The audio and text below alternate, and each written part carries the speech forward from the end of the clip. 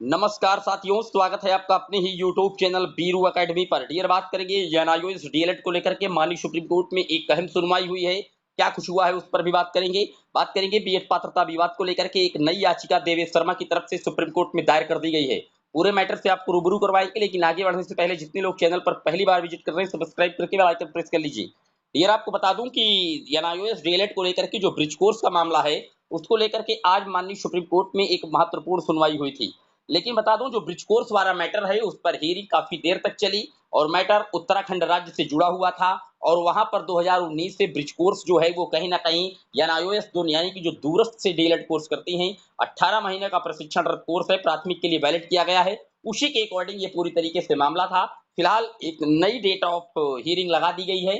आने वाली 3 अक्टूबर को माननीय सुप्रीम कोर्ट में एक बार फिर से इस केस की सुनवाई होगी और जैसे ही इस पर कुछ महत्वपूर्ण अपडेट आएगा आपको बताएंगे। बात कर लेते हैं अगली अपडेट की। तो अगली अपडेट ये आप देख सकते हैं, देवेश शर्मा जी के द्वारा बताया जा रहा है कि जो क्लैरिफिकेशन अपील है वो दायर हो गई है, डायरी नंबर भी मिल गया है। डियर, मैंने आपको पहले भी बताया था कि एक क्लैरिफिकेशन याचिका वेस्ट बंगाल वाले मैटर से कहीं ना कहीं लगी थी माननीय सुप्रीम कोर्ट में, और वहां पर देवेश शर्मा भी उसके कहीं ना कहीं याची बन गए थे, पिटीशन बन गए थे। लेकिन उसके बाद आपने देखा था कि बिना सुनवाई के ही उस क्लैरिफिकेशन याचिका का निस्तारण कर दिया गया था और पूरी तरीके से 9 पेज का उसमें ऑर्डर आया था। सारी बातें वहां पर मेंशन की गई थी, कब बीएड को इंक्लूड किया गया था, कब हटाया गया था, किस गजट नोटिफिकेशन के अकॉर्डिंग, सारी बातें वहां पर मेंशन की गई थी। राजस्थान हाईकोर्ट का भी हवाला दिया गया था, 25 नवंबर 2021 का भी ऑर्डर की वहां पर बात की गई थी और कई जो फाइनल जजमेंट है उनकी भी बात वहां पर की गई थी। और फिलहाल बीएड को कोई रिलैक्स नहीं दिया गया था। लेकिन ये नई याचिका देवेश शर्मा जी की तरफ से एक बार पुनः डाली गई है क्लैरिफिकेशन को लेकर के। ये लगातार इस टच में है कि जो बीएड है वो माननीय सुप्रीम कोर्ट के द्वारा 11 अगस्त 2023 से ही इनवैलिड हो और उसके पहले की जो भर्तियां हो चुकी हैं वो पूरी तरीके से सेफ हो जाएं और सारे जो बीएड के अभ्यर्थी हैं वो पूरी तरीके से शिक्षक बनकर के सेवा देते रहें। जैसे इसी तरह का एक मैटर आप जानते हैं छत्तीसगढ़ राज्य में हुआ है। वहां पर कल बीएड डिग्रीधारियों को नियुक्ति पत्र बांटी है वहां की सरकार, भूपेश बघेल जी के द्वारा, मुख्यमंत्री जी के द्वारा जो ज्वाइनिंग लेटर है वो बांटे गए हैं। लेकिन वहां पर भी मामला अभी आप जानते हैं कि छत्तीसगढ़ के शिक्षक भर्ती में काफी दिलचस्प मोड़ पर मैटर था। जब सुप्रीम कोर्ट के द्वारा 11 अगस्त 2023 को बीएड को इनवैलिड कर दिया गया था, तो जो डीएलएड के स्टूडेंट थे वो बिलासपुर हाईकोर्ट गए थे और उन्होंने कहा था कि अब आप बीएड को क्यों क्यों इंक्लूड कर रहे हैं, जब एनसीटी का बनाया गया गजट इनवैलिड हो चुका है तो आप इनको चयन प्रक्रिया से बाहर कीजिए। तो उसके बाद बिलासपुर हाईकोर्ट ने उनकी काउंसलिंग पर स्टे कर दिया था और बीएड के अभ्यर्थियों को बाहर कर दिया था। लेकिन उसके बाद बिहार में जो बीएड के स्टूडेंट हैं वो माननीय सर्वोच्च न्यायालय पहुंचे थे और वहां पर अपनी बात रखी थी कि फिलहाल हमें अभी जो काउंसलिंग प्रक्रिया है उस पर शामिल होने का अवसर दीजिए, चूंकि हमारा जो नोटिफिकेशन है वो पहले का है।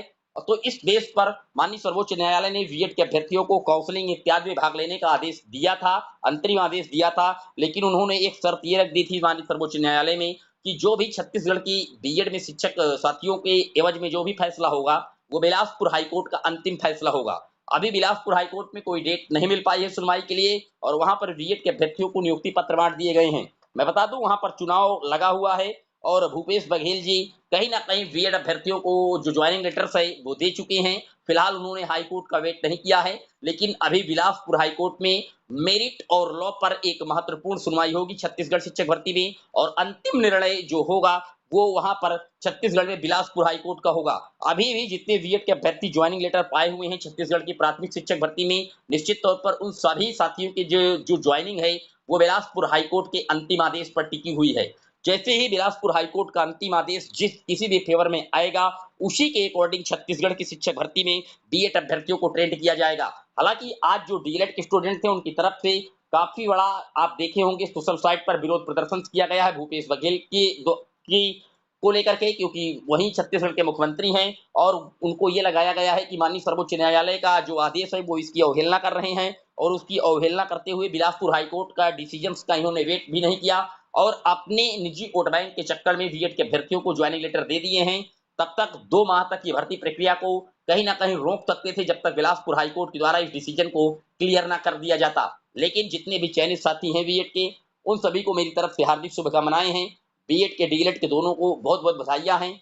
उम्मीद है कि इनकी ज्वाइनिंग चलती रहे, लेकिन देखने वाली बात यह होगी कि बिलासपुर हाईकोर्ट के द्वारा क्या कुछ बीएड अभ्यर्थियों के एवज में फैसला लिया जाता है। जैसे ही बिलासपुर हाईकोर्ट में इस मामले पर सुनवाई होगी छत्तीसगढ़ हाईकोर्ट में, हम आपको अपडेट देंगे। लेकिन फिलहाल एक नई क्लैरिफिकेशन जो याचिका है वो देवेश शर्मा की तरफ से दायर कर दी गई है।